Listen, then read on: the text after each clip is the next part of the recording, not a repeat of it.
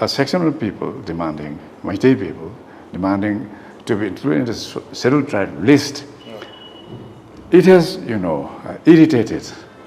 the tribal community, particularly the Cookies. They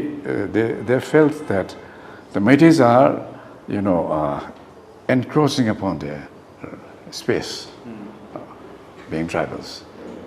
So they use this demand for scheduled tribe to, emotionally charge the younger Cookies. Hꯧzik leidib India ki constitution jigi manung sida aikoi da Meitei gi akoi gi position sembada aikoi gi struggle to bisida mateng pang ga do si atopa scheduled tribe ki province na topa provision amat leite Indian constitution ki manung sida karigumba amat leite ba scheduled tribe ko hamji natana adugi damakta ni akoina Meitei singna scheduled tribe ki kanoda akoigi list akoi yaugdona yaun toibani akoina thaina akoigi haurukpada akoigi Meitei gi leader singina matamduda akoi guru zone singduna Meitei di Aryan whole gai Manipur leise Imphal da Aryan whole gai leise adugi wakhal don dunida akoi Meitei di Aryan ni kodi Arjun gi Sadan Udani akoi kamai thong scheduled tribe oiduino gaina akoina oijegi dream ni yam noning ba kano ni akoi leaders sing si yam short sighted ni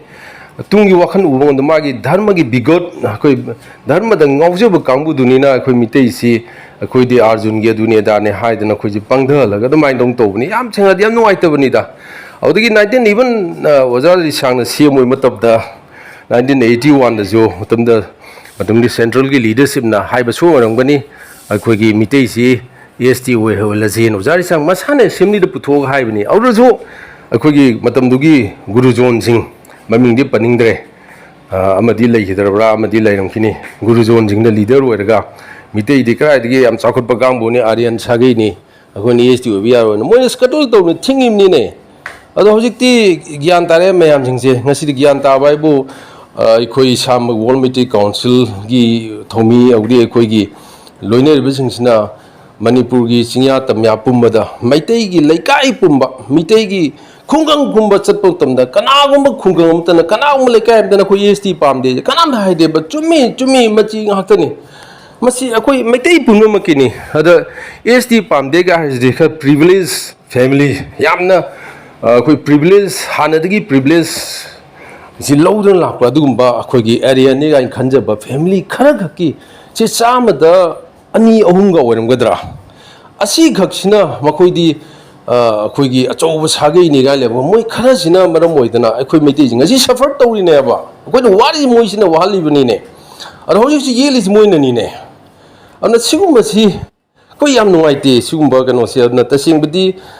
kuki chingumba ngarang da lakpa immigrant community amana noi Meitei EST oibe yaroge harga akoi gi kano sibu akoi low the decision jibu cookie chin ki dana koi bu to dra me akoi bu ayam coward la ba aki bana pik than ba kangbu mioi kharana akoi Manipur gi mahut silaga pa ngang ba ya bro ne men adu masi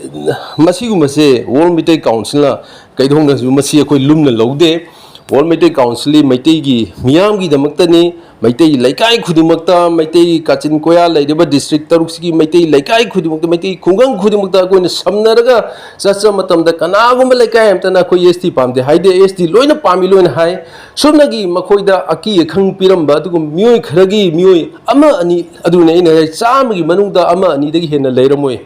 ana Meitei pumnamaki ni EST harise hojik lan thoisi EST na maram ni hairagadi